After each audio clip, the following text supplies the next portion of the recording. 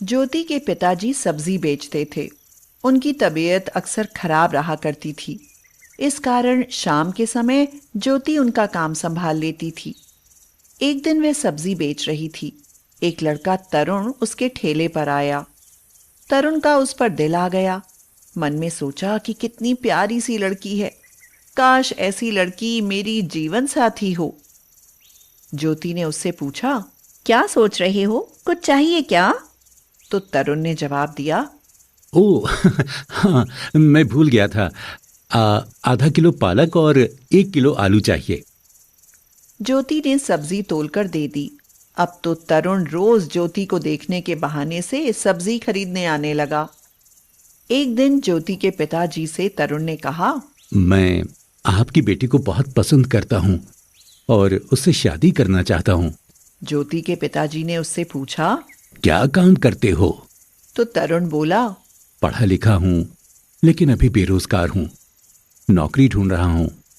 गरीब हूँ लेकिन आपकी बेटी को पलकों पर बिठा कर रखूंगा। मुझे आपकी बेटी के अलावा कुछ नहीं चाहिए। गरीब आदमी के लिए बिना दहेज दिए बेटी का हाथ किसी के हाथ में देना बहुत बड़ी बात थी। इसलिए उन्होंने शादी के लिए हाँ कर दी। साधारण तरीके से तरुण और ज्योति की शादी हो गई। तरुण की माँ माया ने कहा, आओ बहू, हमारे घर में तुम्हारा स्वागत है। ज्योति ने चारों तरफ देखा। तरुण का घर ज्यादा बड़ा तो नहीं था, मगर हाँ, उसके घर से अच्छा था। उसने माया के पैर छुए तो माया ने ढेरों आशीर्वाद दिए। कुछ दिनों बाद तरुण को एक प्राइवेट नौकरी मिल गई, लेकिन कुछ ही महीनों बाद वह छूट गई। ज्योति ने तरुण से कहा, ऐसे कैसे काम चलेगा तरुण, कुछ काम तो करना ही पड़ेगा। तरुण गुस्से में बोला, क्या करूं ज्योति, पकोड़े तलूं? डिग्रियां लेकर भी कोई जॉब नहीं मिल रही और जो मिलती है महीने 2 महीने बाद छूट जाती है। माया ने कहा, बहू, जमा जोड़ा सब खत्म हो चला है। इसकी नौकरी से भी क्या गुजारा है। इतने खर्चे हैं गृहस्थी के, ये भी बेचारा क्या करे। तो ज्योति माया से बोली, जानती हूँ माँ जी, ये भी परेशान है, लेकिन अगर ज्यादा नहीं तो थोड़े पैसों में ही कर ले। साग सब्जी का खर्चा तो निकल ही आएगा। कुछ दिनों बाद तरुण को जॉब मिल गई, लेकिन सैलरी केवल 8,000 थी। इस समय पैसों की बहुत जरूरत थी, इसलिए उसने हाँ कर दी। माया ने बहू से पूछा, बहू, आज खाने में क्या बनाया है? तो ज्योति बोली, कुछ नहीं माँ जी, घर में कोई सब्जी नहीं है। मैं सोच रही थी कि घर हो आऊं, पापा 2-4 दिन की सब्जी तो रख ही देंगे हमारे लिए। नहीं बहू, ऐसे अच्छा नहीं लगता। वैसे भी क्या कहेंगे कि खर्चा खत्म हो जाता है तो बेटी को हमारे यहाँ भेज देते हैं साग सब्जी लेने। ठीक है, तो माँ जी रोटी बना दी है। मेरी मम्मी ने थोड़ा अचार दिया था, उसी से खा लेंगे। वैसे भी सब्जी के लिए पैसे नहीं हैं। तरुण की सैलरी भी महीने के आखिर में मिलेगी। ज्योति ने खाना परोस दिया। थाली में रोटी और अचार रख दिया। तरुण ने उससे पूछा, सब्जी नहीं बनाई क्या? तो ज्योति ने कहा, सब्जी के लिए पैसे नहीं है तरुण, कुछ दिन अचार से ही खानी पड़ेगी रोटी। माया बोली, बहू, ये अचार तो बहुत लाजवाब है, किसने बनाया? ज्योति कहती है, मेरी मम्मी बनाती है माँ जी, वैसे मैं भी बना लेती हूँ। तरुण ने कहा, अब की सैलरी मिल जाए तो तुम भी ये अचार जरूर बनाना, सच में बहुत बढ़िया लग रहा है। मेरी मम्मी कहती हैं कि अगर एक समय को सब्जी ना मिले तो अचार से रोटी खाई जा सकती है। ऐसा अचार मिले तो मैं हर समय अचार के साथ ही रोटी खाऊं। उसके कुछ दिनों बाद, माँ जी, कुछ नींबू रखे थे मैंने, उनका अचार बनाया है, जरा ये भी चक्कर बताओ। सच में लगता है कि जादू है तुम दोनों माँ बेटी के हाथों में।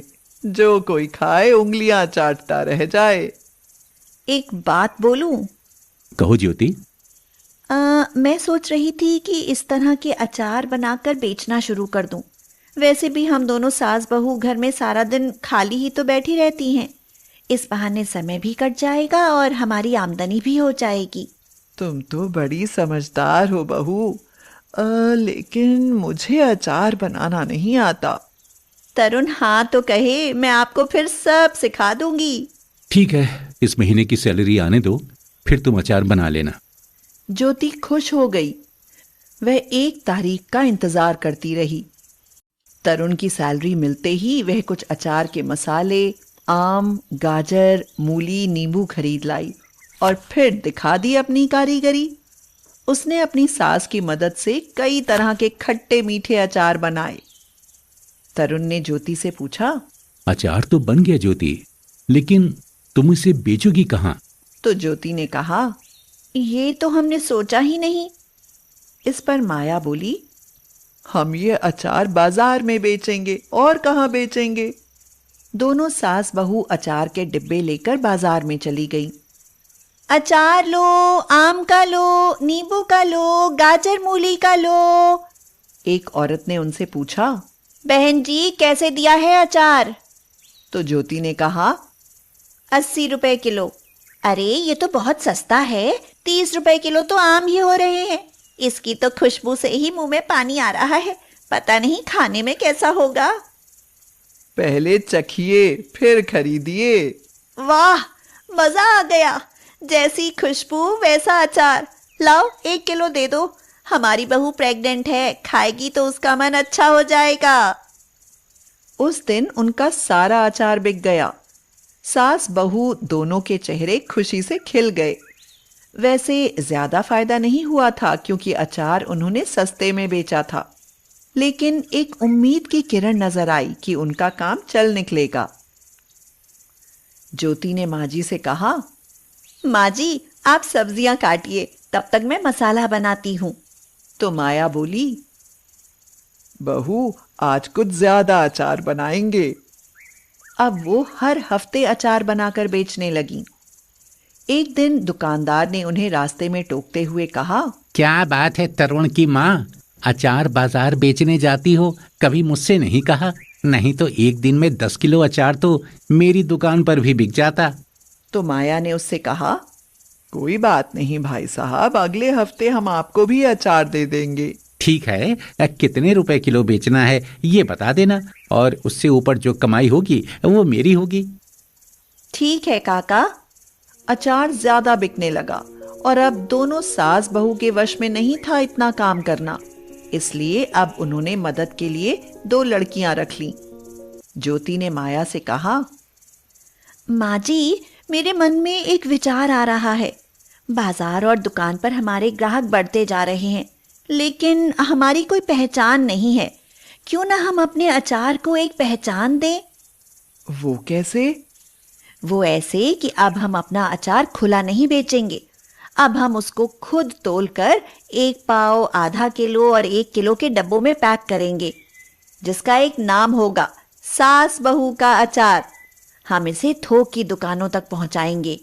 देखना, अगर ऐसा होगा तो हम सास बहू छा जाएंगी। लगता है कि मुझे भी नौकरी छोड़ ये सास बहू की अचार फैक्ट्री में काम करना पड़ेगा। ये विचार भी बुरा नहीं है। पहले दुकान, उसके बाद फैक्ट्री। वाह, हम लोग बहुत अमीर हो जाएंगे, है ना माँ जी? चलो अब सपने देखने छोड़ो और काम पर लग जाओ, तभी सपना सच होगा। सुना है तुम दोनों बहुत अच्छा अचार डालती हो, क्या हमें भी सिखा दोगी? हाँ गीता, बिल्कुल सिखा देंगे। हमने अपनी दुकान खोली है जिसका नाम रखा है सास बहू का अचार। तुम अपने साथ और लड़की या बहुओं को भी ले आना, इस बहाने वो भी अचार बनाना सीख लेंगी और हमारे यहाँ पैकिंग का काम भी कर देंगी। इसके बदले उन्हें हम पैसे देंगे। अच्छा, फिर तो मैं कल ही 8-10 लड़कियों का इंतजाम करती हूँ। अगर मेहनत सच्ची हो तो दिन बदलने में समय नहीं लगता। सास बहू अचार की दुकान एक छोटी सी फैक्ट्री में बदल गई। तरुण ने अपनी जॉब छोड़ दी। अब वह अपनी गाड़ी से मार्केट में अचार सप्लाई करने लगा। कुछ बड़े होटलों में भी छोटे छोटे पैकेट तैयार होकर जाने लगे। माँ, मैं तो हिम्मत हार गया था, लेकिन तुम और ज्योति अचार के बिजनेस को इतनी ऊंचाइयों पर ले जाओगी, मैंने कभी सोचा भी नहीं था। बेटा, ये सब ज्योति की मेहनत का नतीजा है। नहीं जी नहीं, ये सास बहू की मेहनत का नतीजा है। और इस सास बहू अचार की सफलता पर वहां काम करने वालों ने जोरदार तालियां बजाकर उनका सम्मान किया।